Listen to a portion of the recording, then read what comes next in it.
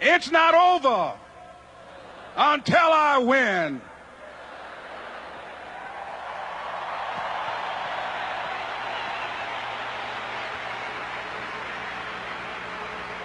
The next thing that's important to know, yes, it's possible that you can choose your future and direct the course of your life as you run toward your dream.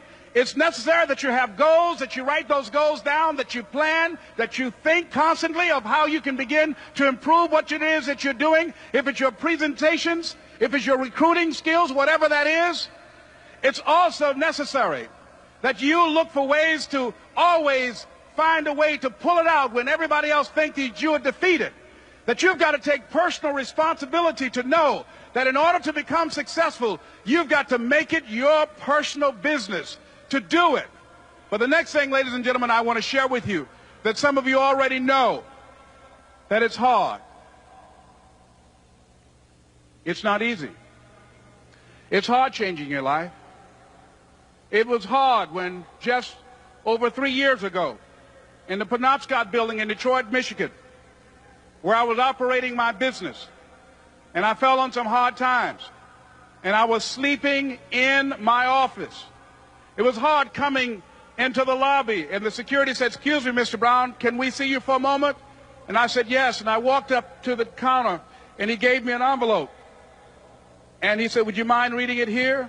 And I opened the envelope, and the envelope was from management that said, "This is an office tower. It's not a hotel. Please do not sleep in your office." And I said, "Excuse me, sir." I said, "I just work long hours in creating my business. I'm an entrepreneur. And right now things are bad for me. But they're not going to be this way always. And I just asked for the opportunity to continue to operate like I'm doing. I'm not trying to make this my home." And it was hard coming through the lobby.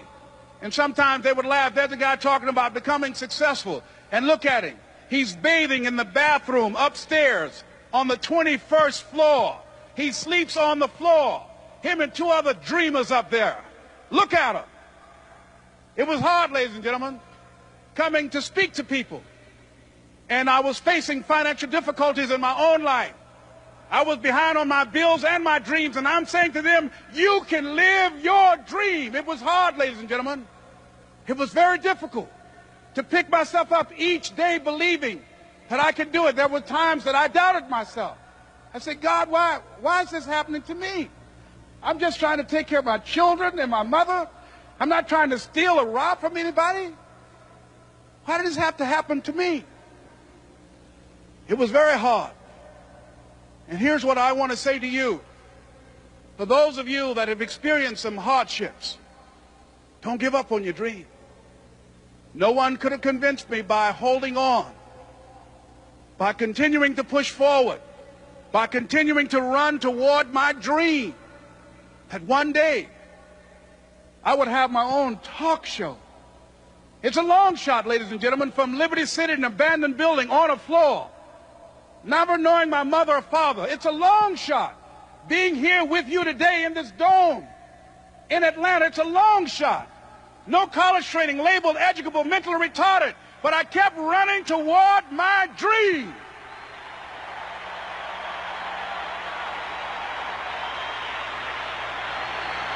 Don't stop.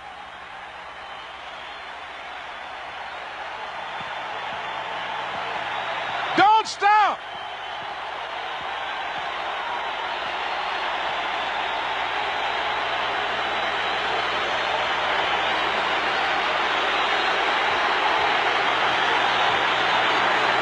Don't stop running toward your dream.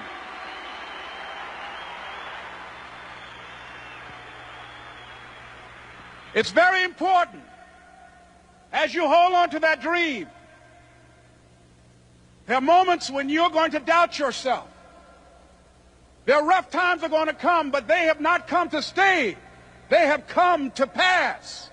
It's very important for you to know that. Don't say I'm having a bad day. Say I'm having a character building day.